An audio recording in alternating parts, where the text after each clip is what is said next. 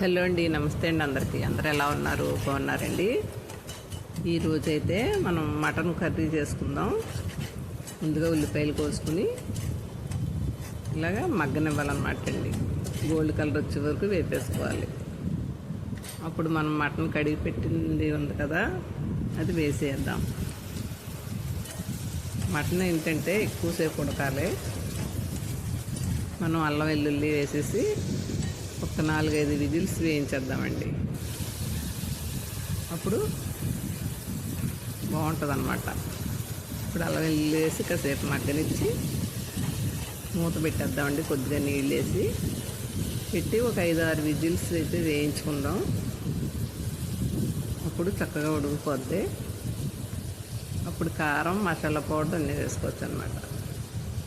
ఉప్పు అయితే ఇప్పుడు వేయట్లేదండి, కొద్దిగా పసుపు వేసాను.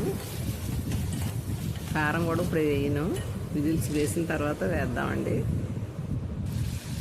చూడండి మగ్గింది కదా. ఇప్పుడు మనం కొన్ని నీళ్ళు వేసేసుకుందామండి. నీళ్ళు వేసి ఒక 5-6 విజిల్స్ వేయించేద్దాం. అప్పుడు మటన్ బాగా ఉడుకుతుంది అన్నమాట. ఓకేనండి. ఉప్పు వేయకుండా ఉడకబెడితే మటన్ ఉడికిపోద్దండి తొందరగా. ఇదండి, మూత పెట్టేసా. విజిల్స్ వేయించేసి తీసేద్దాము. విజిల్స్ అయితే అయిపోయినాయండి. ఇదిగోండి కూర చూసారా. ఇప్పుడు మనం కారం, ఉప్పు వేసి కాసేపు ఉడకనివ్వాలండి. మనకి కూర తక్కువ కాబట్టి తక్కువ కారం వేసుకుందాం.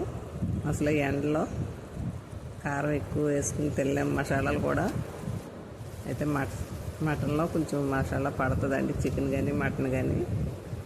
కారం ఒక స్పూన్ వేసానండి, సరిపోద్ది ఆ కూరకి. అంటే మీ కారాన్ని బట్టి వేసుకోవచ్చు. చూడండి కలర్ కూడా బాగుంది కదండి. ఇప్పుడు కొంచెం గరం మసాలా పౌడరు, ఉప్పు, మన కూరకు సరిపడినంత ఉప్పు కూడా వేసేసుకోవాలి. నేను చాలా తక్కువ వేసానండి. ఉల్లిపాయ వేగినప్పుడు కొంచెం వేసాను. ఇదిగోండి చూసారా కలర్. ఒక్క స్పూన్ వేసినా కానీ మా కారం అలా ఎర్రగా ఉంటుందండి. మేము తయారు చేసుకుంటాం కాబట్టి ఇంట్లో. ఇదండి, కొంచెం గరం మసాలా పౌడర్ వేసేసుకుని ఉప్పు సరిపోకపోతే మళ్ళీ వేసుకోండి.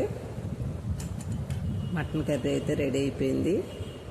టేస్ట్ సూపర్ అన్నమాట అండి. థ్యాంక్ యూ అండి అందరికీ.